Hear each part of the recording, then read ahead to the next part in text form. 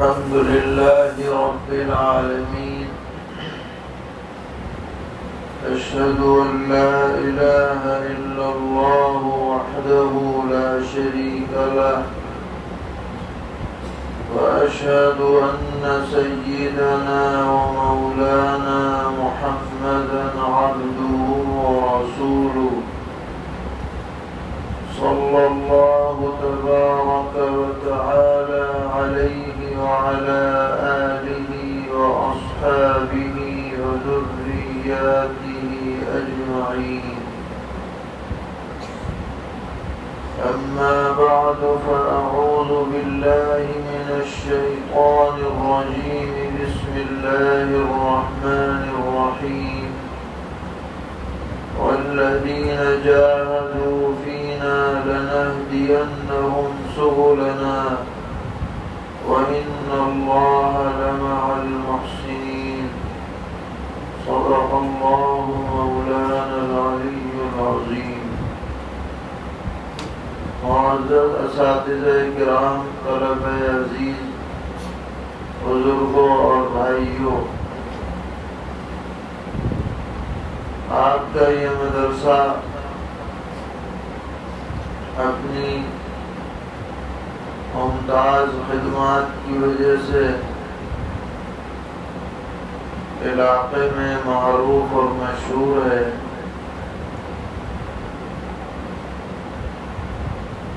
اور بلا شبہ اس میں حضرات اساتذہ کرام کی محنت اور منتظمین کی فکر مندی کا دخل ہے۔ جب آدمی ہمت سے کام لیتا ہے اور اپنی حد تک محنت کرتا ہے تو اللہ تبارک و تعالی کسی کی محنت کو ضائع نہیں فرماتے، اور ہمت بلند رکھنے والوں کی غیب سے نصرت فرماتے ہیں۔ اس لیے ہم سب کو دینی خدمات انجام دیتے وقت اللہ تعالیٰ پر کامل بھروسہ رکھنا چاہیے، اور ظاہری اسباب کو اختیار کرنے کی فکر تو ہو، لیکن توجہ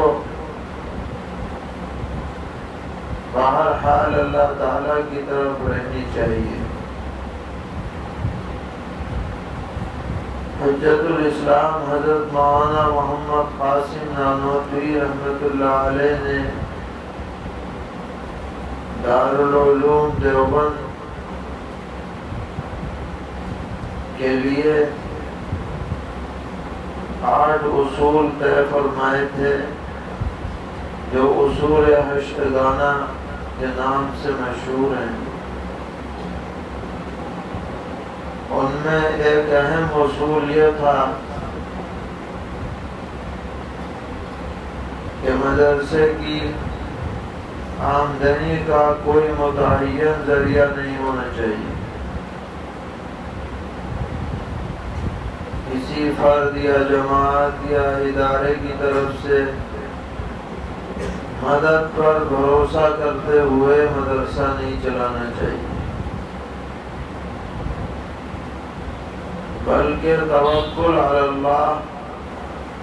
اور عامۃ المسلمین کے تعاون سے مدرسہ چلنا چاہیے۔ اس لیے کہ اگر کسی فرد کے تعاون پر مدرسہ چلے گا تو فرد کوئی ہمیشہ رہنے والی چیز تو ہے نہیں، آج ہے کل نہیں۔ اب اگر سارا مدار کسی فرد پر ہو جائے تو اس کے انتقال پر ممکن ہے کہ مدرسے کا بھی انتقال ہو جائے۔ بھائی اگر انتقال نہ بھی ہو تو دل بدلنے میں کتنی دیر لگتی ہے؟ آج اس کا دل ہے دینے کا، کل منع کر دے کہ جی میں تو نہیں دیتا، اب کیا کروں گا؟ پھر ایک اور خرابی بھی پائی جاتی ہے کہ جب کسی فرد کا تعاون بڑا ہوتا ہے تو وہ مدرسے کے نظام میں اپنے کو دخیل سمجھتا ہے، خواہ کہ میرا تعاون ہے لہذا میری بات چلنی چاہیے، خواہ مشورہ دے گا، اور مشورہ نہیں مانا جائے گا تو وہ بھی سوڑ لے گا، اب خوشامد کرتے پھرو۔ اس لیے ہمارے اکابر نے یہ ٹینشن ہی نہیں رکھی، اللہ کا کام ہے، اللہ کے ذریعے سے چلے گا، کسی فرد ادارے جماعت کے ذریعے نہیں چلے گا۔ مدرسہ شاہی مراد آباد قدیم ادارہ ہے، اس کے سرپرست ہے قطب عالم حضرت مولانا رشید احمد گنگوہی رحمۃ اللہ علیہ، اور اس مدرسے کو نواب رامپور کی طرف سے سالانہ کچھ امداد آیا کرتی، تو ایک مرتبہ نواب صاحب نے اپنا ایک کارندہ بھیجا اور اس نے کہا کہ آ کر جائزہ لے کے آؤ اور یہ کہو مدرسے والوں سے کہ اس میں فلاں فلاں مضمون اور پڑھایا جائے جو اس زمانے کے اصلی علوم تھے، اگر یہ نہیں پڑھاؤ گے تو ہم امداد بند کر دیں گے۔ یہ کہہ کے آؤ، چنانچہ وہ کارندہ آیا رامپور سے اور اس نے مراد آباد میں مدرسے کا جائزہ لیا اور منتظمین سے یہ کہہ گیا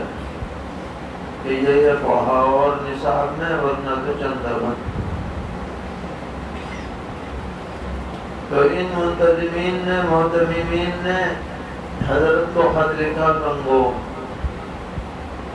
رائے معلوم کرنے کے لیے کیا کریں، تو حضرت نے چھوٹے سے پرچے پہ جواب لکھا، ابھی بھی وہ پرچہ محفوظ ہے وہاں مدرسے میں، چند لائنیں ہیں اس میں حضرت نے جواب لکھا کہ نواب صاحب کو آپ صاحب منع کر دیں کہ ہمیں آپ کے چندے کی ضرورت نہیں، اللہ کا کام ہے، اللہ چلائے گا، تمہارا کوئی بھی مشورہ زبردستی قابل قبول نہیں۔ اس طرح کے الفاظ حضرت نے لکھ کے بھجوا دینا ہو دو، نہ دینا ہو تو نہ دو۔ اس استغنا کے ساتھ جب ادارہ چلے گا تو اللہ تعالیٰ کی مدد آئے گی، اور وَيَرْزُقْهُ مِنْ حَيْثُ لَا يَحْتَسِبُ، اس کا آدمی خود اپنی آنکھوں سے مشاہدہ کرے گا، لیکن یقین کامل اللہ تعالیٰ کی ذات پر ہونا چاہیے،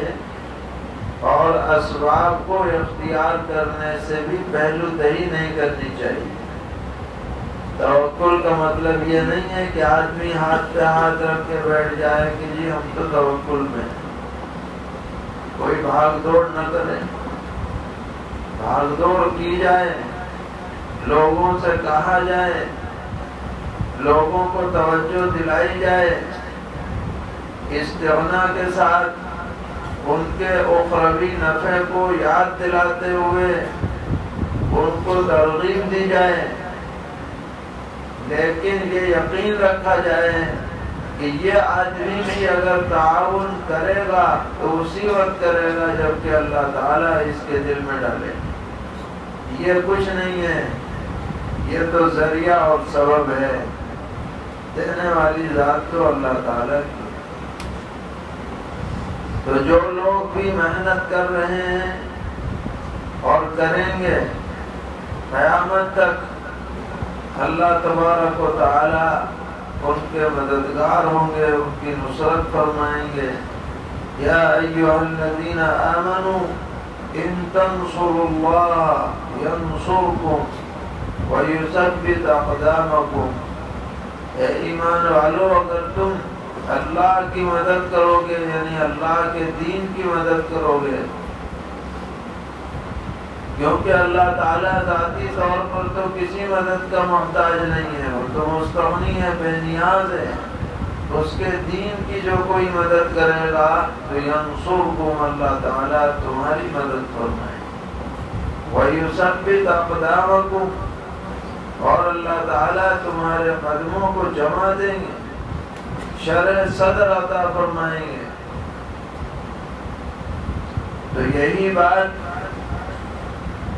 اس آیت میں بھی فرمائی گئی جو آپ کے سامنے شروع میں پڑھی کہ وَالَّذِينَ جَاهَدُوا فِينَا لَنَهْدِيَنَّهُمْ سُبُلَنَا،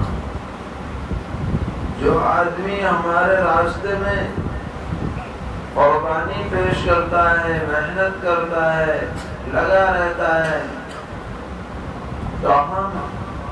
ضرور بھی ضرور اپنے راستے کی اسے رہنمائی کریں گے۔ آپ حضرات علماء اور طلباء ہیں، لام تاکید بانون تاکید ثقیلہ اس کا صیغہ ہے، یعنی البتہ ضرور بھی ضرور ہم رہنمائی کریں گے اپنے راستوں کی طرف، راستے کھلتے چلے جائیں گے، قدم آگے بڑھتے چلے جائیں گے، اور اللہ تعالیٰ کی مدد اور نصرت محسنین کے ساتھ ہے، جو اچھا کام کرے گا اللہ تعالیٰ کی مدد اس کے ساتھ ہوگی۔ اور خاص طور پر دنیا کا یہ تجربہ ہے کہ جس مدرسے میں قرآن پاک پر محنت ہوتی ہے، اس کی تصحیح پر محنت ہوتی ہے، تجوید کے ساتھ قرآن پڑھایا جاتا ہے، اللہ تعالیٰ کی نصرت اس مدرسے کے ساتھ خصوصی طور پر ہوتی ہے،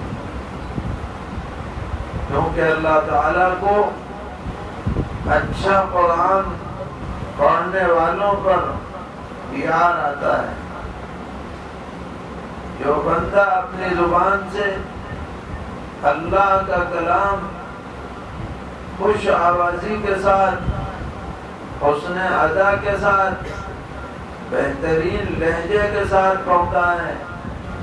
اللہ تعالیٰ اس بندے کو اپنا محبوب بنا لیتے ہیں، وہ بندہ اللہ کا منظور نظر بن جاتا ہے۔ اس لیے جہاں قرآن کی اچھی تعلیم ہو وہاں اللہ تعالیٰ راستے کھول دیتے ہیں۔ وقتی طور پر پریشانی ہو سکتی ہے، یہ دنیا آزمائش کی جگہ ہے، لیکن فَإِنَّ مَعَ الْعُسْرِ يُسْرًا إِنَّ مَعَ الْعُسْرِ يُسْرًا، انجام یسر ہی ہے، اور اس کا جو اجر و ثواب ملے گا آخرت میں، اس کا تو یہاں تصور ہی نہیں کیا جا سکتا ہے۔ تو سبھی حضرات جو اس مدرسے کو چمکانے اور سجانے میں لگے ہوئے ہیں، وہ سب قابل قدر ہیں، قابل مبارکباد ہیں، اور جو طلباء یہاں کے نظام کے تحت پابندی سے اپنا وقت پڑھائی میں لگا رہے ہیں اور محنت کر رہے ہیں، وہ بھی تعریف کے مستحق ہیں۔ اللہ تعالیٰ اس مدرسے کو دن دونی رات چوگنی ترقیات سے مالا مال فرمائیں، ہر قسم کی وسعتوں سے بھی مالا مال فرمائیں، شرور اور فتن سے محفوظ رکھیں، ضروریات کا غیر سے تکفل فرمائیں، سبھی منتظمین معاونین اساتذہ کو جزائے خیر عطا فرمائیں، طلباء کو علم نافع سے نوازیں۔ وصلی اللہ تعالی علی خیر خلقہ محمد وآلہ وصحبہ اجمعین برحمتک یا ارحم الراحمین۔